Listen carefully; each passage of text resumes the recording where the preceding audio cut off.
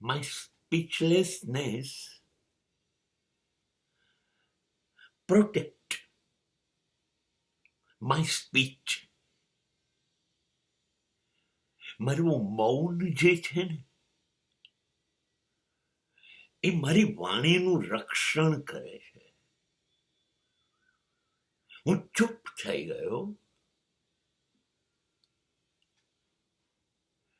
તો મારી બોલવાની પ્રવૃત્તિ હતી એની ઢાલ બની ગયું મારું મૌન. સાચું કહું, મને બોલે અને બોર વેચાય કરતા ન બોલવામાં 9 ગુણ. વાય વાત દિલ હૃદય પર અસર કરી જાય છે. સાચી જ બોલીને ગુમાવવાનું જ છે. હા, બોલવાનું તો કોને અધિકાર હોવો જોઈએ કે જેના શબ્દોથી જીવન પરિવર્તન, હૃદય પરિવર્તન થાય, માનવ જાતિ માત્ર કલ્યાણના રસ્તે જાય. એ લોકોને બોલવાનો અધિકાર છે. જ્યારે બુદ્ધ અને મહાવીરને જ્ઞાન થઈ ગયું ત્યારે એ લોકોએ બોલવાનું બંધ, જંગલમાં ચાલ્યા ગયા.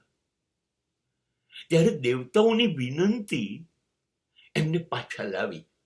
દેવતાઓએ કહ્યું કે તમે નહીં બોલો તો આ અંધકારમાં જીવતી માનવ જાતને બચાવશે કોણ? રસ્તો કોણ બતાવશે?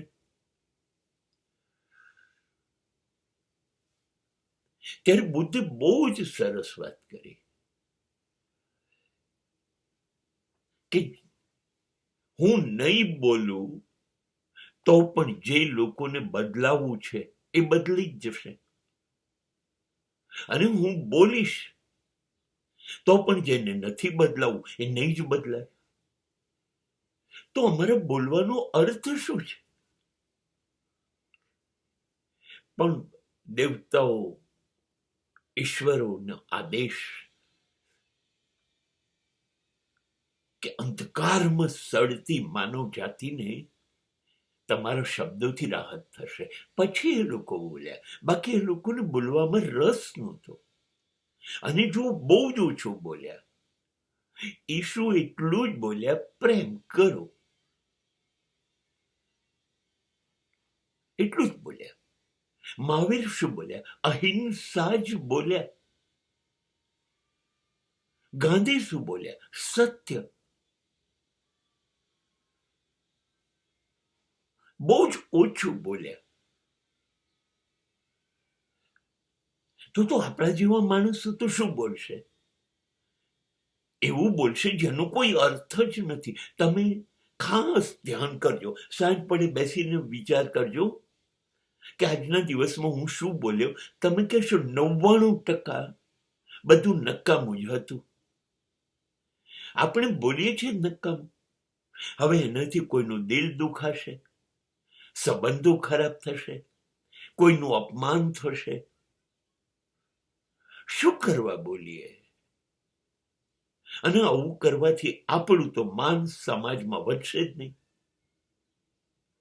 કાં તો ના બોલવાનું બોલીશું અને કાં તો ખોટે ખોટું બોલીશું. એટલે ચૂપ ચૂપ ચૂપ થઈ જઈએ છે ને.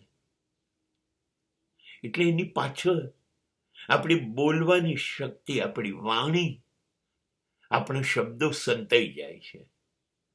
બસ એટલે મને મૌન એટલે ગમે છે. મારા શબ્દોને સંતાડે છે, છુપાવે છે.